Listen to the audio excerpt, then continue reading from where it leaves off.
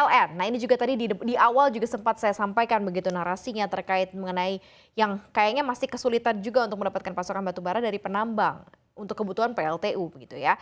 Karena adanya disparitas di harga DMO dan juga harga pasaran di global yang saat ini sudah mencapai ke 400. Tadi kita juga sudah mention. Ini seperti apa? Anda menanggapinya seperti apa? Ada beberapa juga yang bekerja sama dengan PLN tidak mau lanjut lagi begitu ya, akhirnya berhenti.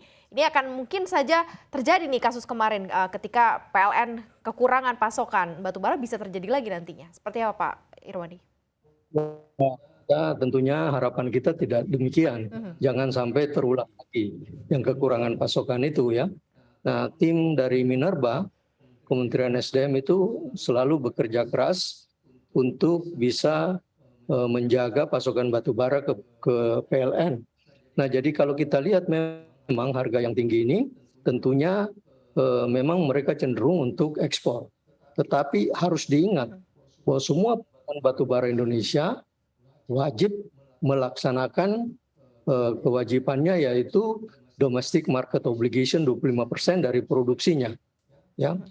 Nah, kalau kita lihat bahwa bagaimana mengatasinya sekarang, nah ini yang kurang-kurang itu tentunya ada laporan baik dari PLN maupun dari misalnya industri semen, tekstil, pupuk dan sebagainya, itu masuk ke pemerintah melalui Kementerian SDM dan melalui Minerba. Itu ada jalan keluar solusi jangka pendek, yaitu Minerba memberikan penugasan ke beberapa perusahaan untuk menutupi kekurangan mereka. Ya, nah ini tentunya sampai sekarang penugasan tersebut berjalan dengan baik, ya, walaupun ada beberapa kendala, khususnya perusahaan-perusahaan yang besar itu sudah memenuhi kewajiban DMO-nya 25%. Mhm. Sedangkan perusahaan-perusahaan menengah ke bawah, apalagi yang kecil itu, kadang-kadang pengetahuannya minim. Jadi misalnya mereka disuruh masuk ke pabrik semen, ada daftar perusahaannya, Mhm. mereka datang ke pabrik semen, kemudian dikiranya harga pasar. Nah, seperti ini bisa terjadi di lapangan. Padahal harga untuk pabrik semen itu $90. Mhm. Mhm. Ya, Mhm. nah, Mhm. tentunya kemudian tidak jadi memasok, tetapi mereka sudah melanggar, artinya tidak memenuhi kewajiban demonya. Oke. Dan ini tentunya menjadi perhatian pemerintah. Nah, pertanyaannya apa betul sampai sekarang ini PLN masih kekurangan? Mhm. Mungkin kekurangan di dalam beberapa tempat untuk hari operasi, ya stok batu bara untuk hari operasi. Tetapi sampai saat ini masih dalam kondisi yang aman, Oke. ya, Oke. sampai saat ini masih dalam kondisi yang aman.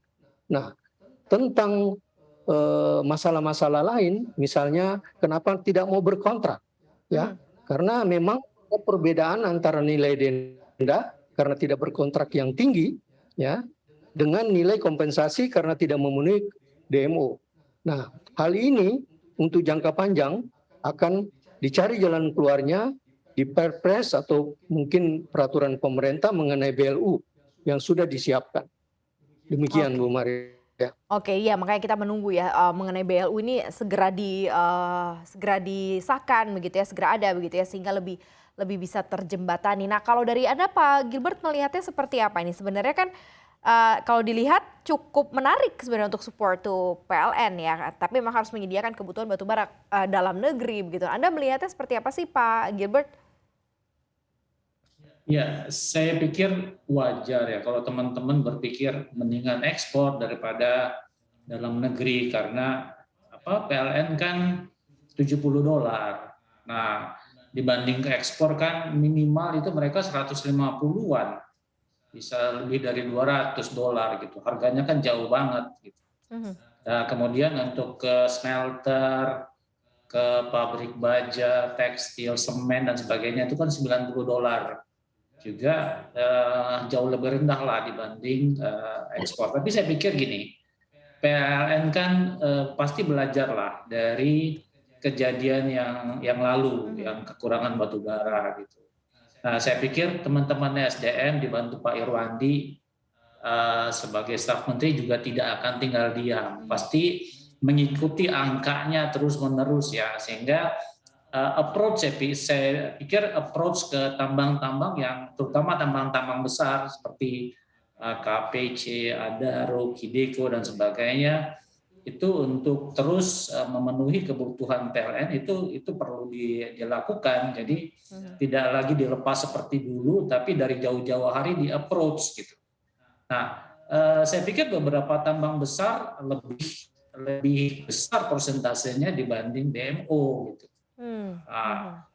Kideko aja saya pikir sudah lebih dari 30% ya. Jadi yang tahun 2021 yang lalu ya. Jadi tambang-tambang besar saya pikir nggak keberatan kalau memang negara approach ya ke tambang-tambang besar ini untuk ayo dong bantu gitu. Ya.